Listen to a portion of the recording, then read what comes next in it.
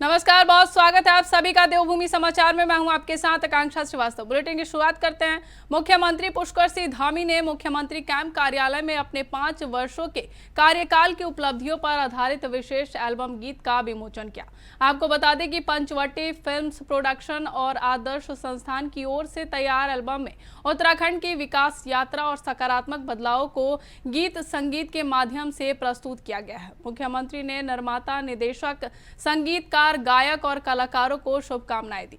आपको बता दें कि मुख्यमंत्री ने कहा कि सरकार रोजगार, स्वरोजगार, पर्यटन, महिला सशक्तिकरण और युवाओं के लिए नए अवसर बढ़ाने की दिशा में लगातार काम कर रही है। साथ ही राज्य की संस्कृति और परंपराओं के संरक्षण के साथ विकास कार्यों को गति भी दी जा रही है।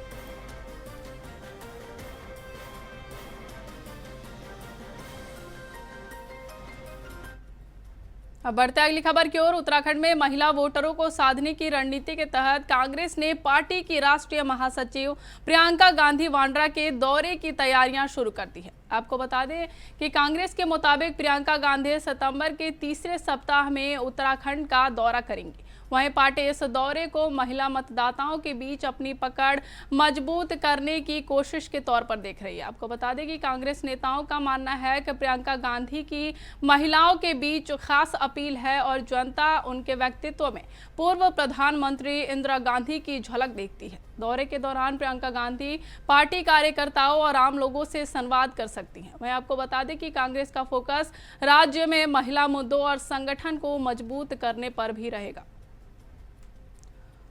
तरीके से उत्तर प्रदेश में आपने देखा लड़की हूँ लड़ सकती हूँ के नारे के साथ महिलाओं के बीच में प्रियंका जी की एक अपनी अलग छवि है। पूरे देश में कांग्रेस का हर कार्यकर्ता और हर व्यक्ति प्रियंका जी में इंदिरा जी की छवि को ढूंढता है।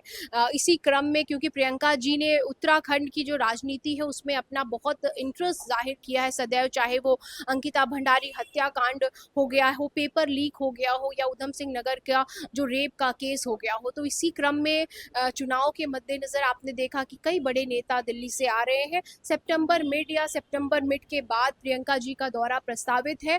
अब वो पिथौरागढ़, चमोली, अल्मोड़ा या श्रीनगर में इन 4 जगहों में से 2 जगहों पर जनसभा को संबोधित करने का कार्य करेंगी। और बिल्कुल उनके आने से जो महिलाएं हैं उनमें जोश होगा। हम लोग खुद कार्यकर्ता के तौर पर एक नई ऊर्जा के साथ सड़कों पे उतरने का जो है कार्य करेंगे, क्योंकि महिलाओं की आवाज़ को सदैव उठाने का कार्य प्रियंका गांधी जी ने किया है। तो बिल्कुल जो है महिलाओं के लिए कुछ ना कुछ सौगात वो उत्तराखंड में भी लेके आएंगे।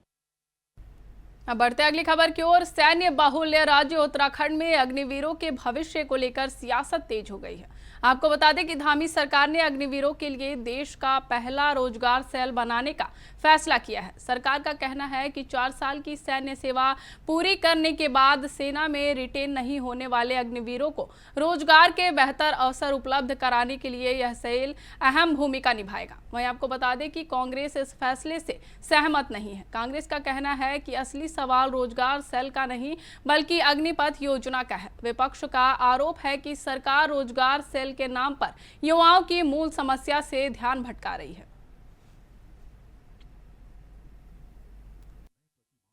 होकर लौटने वाले अग्निवीरों को राज्य सरकार की विभिन्न योजनाओं का लाभ दिलाने के लिए एक समर्पित सेल की स्थापना की जाएगी की घोषणा की गई थी कि क्रियान्वयन हेतु राज्य सरकार के स्तर पर सेवामुक्त अग्निवीरों के संबंधित विषयों के लिए एक समर्पित प्रकोष्ठ स्थापित किए जाने तथा प्रकोष्ठ के प्रभारी कार्यान्वयन हेतु संविदा के आधार पर निम्नलिखित 6 पदों का प्रस्ताव प्रस्तुत किया गया था नए पदों के सृजन के लिए, जिसमें उप निदेशक 1, सहायक निदेशक 2, कनिष्ठ सहायक 2 और डाटा एंट्री ऑपरेटर 1, जिस पर माननीय मंत्रिमंडल की सहमति और अनुमति दी गई।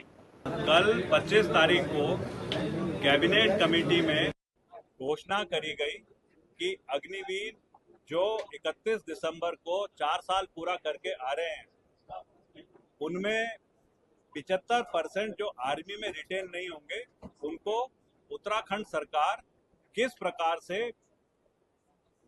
ट्रांजिशन के जरिए दूसरे एम्प्लॉयमेंट में रोजगार देगी या उनका भविष्य बनाएगी। इस प्रयास को हमारे मुख्यमंत्री श्री पुष्कर सिंह धामी जी, जो खुद यंग भी हैं, एक सैनिक पुत्र भी हैं और सेना की प्रक्रियाओं को समझते हैं, उन्होंने जो प्रयास शुरू करे, सबसे पहले इस पे सोच योजना बनाने पे, उसके बाद में योजना की घोषणा 17 अप्रैल को करी गई और अब उस पे नोटिफिकेशन कल की कैबिनेट कमेटी की मीटिंग में निकाल दिया गया। ये बड़ा पॉजिटिव और प्योर वो कार्रवाई है जो हर सैनिक, हर युवा, सेना में नौकरी कर रहे जो आज बॉर्डर में बैठे हैं अग्निवीर, उनका ना उत्साह बढ़ाने के लिए। देखिए, भारतीय जनता पार्टी जनता को मूर्ख समझती है और अगर अग्निवीरों के नाम पे आपको रोजगार सेल लेके आना पड़ रहा है तो मुझे लगता है पहले सरकार ये बताए तो फिर सैनिक कल्याण निगम जो है उसका क्या काम होगा।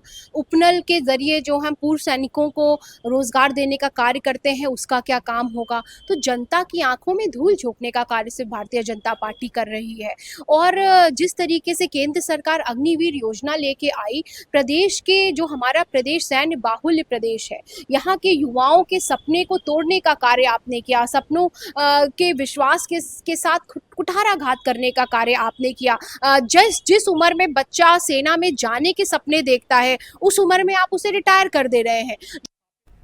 अब बढ़ते अगली खबर की ओर। विधायक अरविंद पांडे के आवास पर श्रमिकों के लिए विशेष कार्यक्रम आयोजित किया गया। आपको बता दें कि उत्तराखंड भवन और कर्मकार कल्याण बोर्ड की योजनाओं के तहत लाभार्थियों को मुख्यमंत्री श्रमिक शैक्षणिक सामग्री और मुख्यमंत्री श्रमिक स्वच्छता सामग्री योजना की किट वितरित की गई। कार्यक्रम में हजारों की संख्या में लोग पहुंचे, जिनमें महिलाओं की संख्या अधिक रही। मैं आपको बता दें कि विधायक अरविंद पांडे ने कहा कि सरकार की प्राथमिकता श्रमिकों और उनके परिवारों तक योजनाओं का सीधा लाभ पहुंचाना है। उन्होंने यह भी कहा कि श्रमिकों के बच्चों की शिक्षा और परिवार की जरूरतों को ध्यान में रखते हुए सरकार लगातार कल्याणकारी योजनाएं चला रही है।